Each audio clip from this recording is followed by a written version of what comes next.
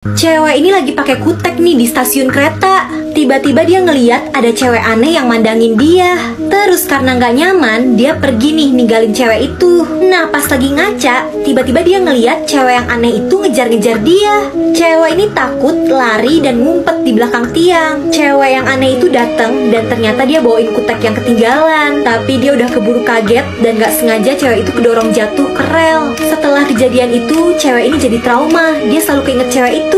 Terus dia ngeliat berita di koran tentang cewek yang ketabrak kereta. Dia makin kebayang-bayang terus. Di dalam kamarnya aja dia kebayang. Dan secara misterius dia dibawa sama cewek tadi. Dan akhirnya dia jadi korban kereta itu juga.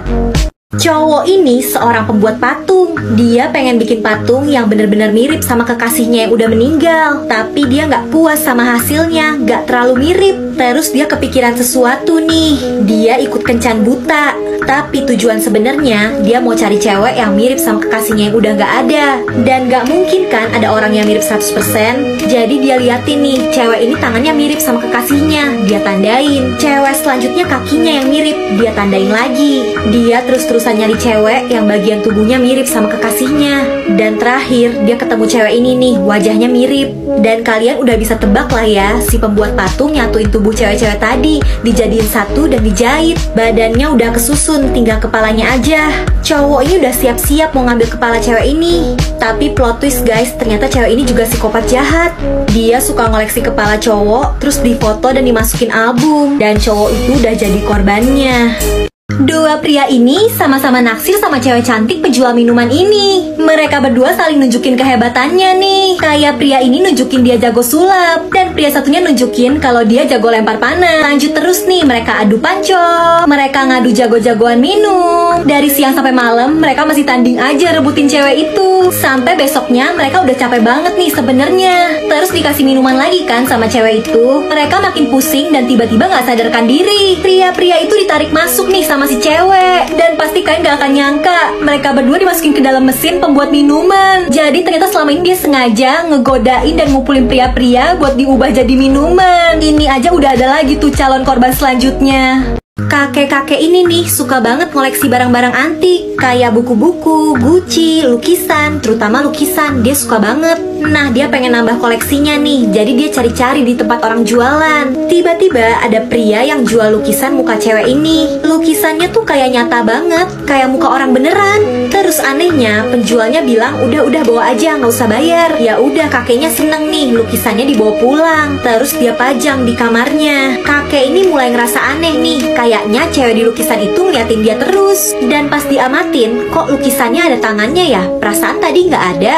Tapi kakek ini berusaha tenang. Dia pikir nggak mungkin lah lukisannya berubah. Pasti tangannya udah ada dari awal. Tapi guys, sebenarnya kan tadi nggak ada tangannya. Dan bener, jadi lukisan ini hidup. Tangannya keluar dari lukisan itu dan narik kakek ini. Si kakek kejebak di dalam lukisan itu selamanya. Guys, hati-hati nih kalau kalian nyari kerjaan. Jangan sampai kayak cewek ini, kasian banget. Jadi cewek ini butuh kerjaan dan dia cari-cari di internet. Terus ada tawaran jadi pengasuh untuk 2 orang anak. Ternyata yang pasang iklan tuh ibu-ibu udah tua, dan dia langsung disuruh datang aja ke rumahnya. Cewek ini datang dan rumahnya tuh kayak udah tua dan gak keurus. Tapi karena dia butuh uang banget, ya udah dia nekat aja. Nah, ibu-ibu yang punya rumah ini nyuruh dia masuk dan ketemu anaknya. Cewek ini langsung ditarik dan di dinding rumah itu banyak foto. Ada foto 2 anak, cewek dan cowok. Dia masih ditarik terus sama ibu-ibu ini. Dan tiap ditanya anaknya mana, ibu ini gak jawab. Sampai dia dibawa ke halaman belakang dan dia mulai ngerasa gak bener nih. Terus ibu itu bilang, ini nih 2 anakku yang harus kamu jaga. Dan kalian tahu yang ditunjukin ibu-ibu itu tuh kuburan. Jadi 2 anaknya itu udah meninggal. Dan di sebelahnya udah disiapin kuburan kosong buat cewek itu. Dia langsung mau kabur tapi gak bisa.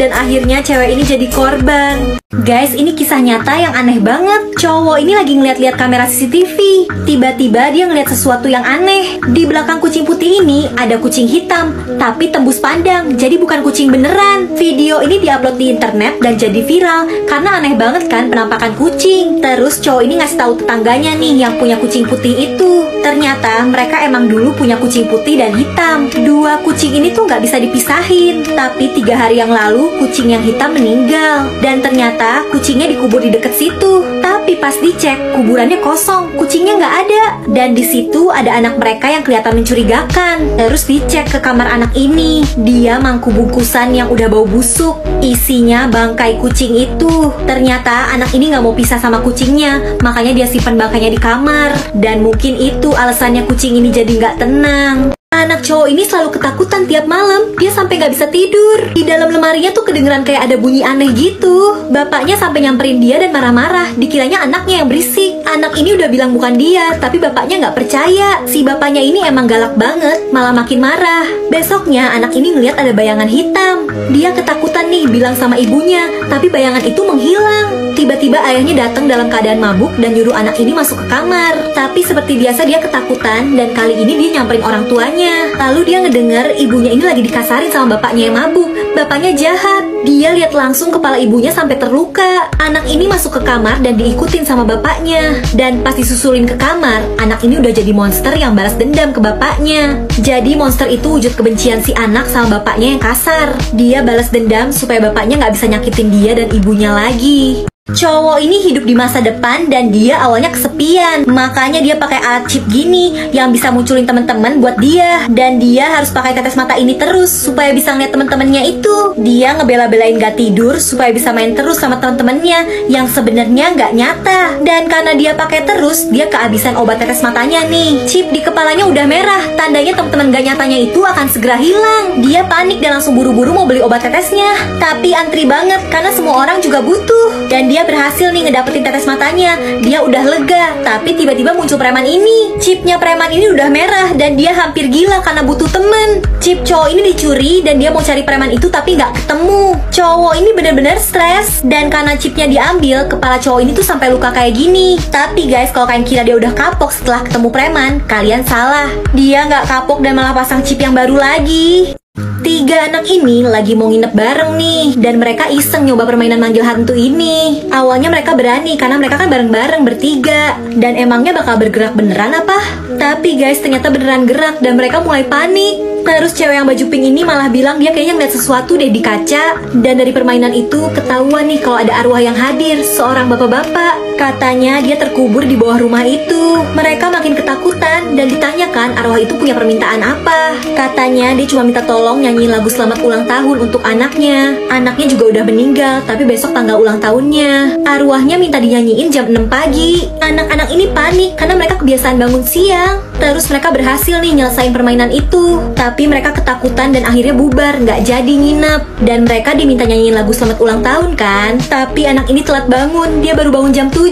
Dia langsung buru-buru nyanyi dan untungnya nggak terjadi apa-apa sih setelahnya. Anak cewek ini selalu dihantui arwah neneknya. Jadi ceritanya neneknya ini baru beberapa hari meninggal. Setelah itu di rumahnya tiba-tiba muncul koin misterius. Ngeliat koin itu ibunya langsung nangis. Katanya ada kepercayaan nih kalau ada orang meninggal yang mau komunikasi sama orang yang masih hidup, dia bakal ninggalin tanda berupa koin kayak gini. Dan aneh banget, dimana-mana cewek ini selalu nemuin koin. Bahkan pas dia main ke rumah temennya aja dia nemu koin. Dan di rumahnya dia juga suka dengar suara langkah kaki dan suara-suara aneh lainnya yang bikin dia takut banget. Karena udah gak kuat, dia tuh sampai bilang kalau dia tuh takut banget tiap lihat koin itu muncul. Dia gak mau ngeliat koin itu lagi. Dan sejak itu koinnya gak pernah muncul. Mungkin neneknya tahu nih kalau cucunya ketakutan. Tapi seiring berjalannya waktu, karena dia udah gak pernah lihat koin itu lagi, dia justru jadi kangen banget sama neneknya. Bahkan dia berharap neneknya munculin koin-koin itu lagi. Anak cewek ini lagi ngerjain PR, tapi dia ketiduran. Dan pas bangun-bangun, dia kaget banget. Soalnya boneka kecil di mejanya ini hidup, bahkan ngerjain semua PR-nya.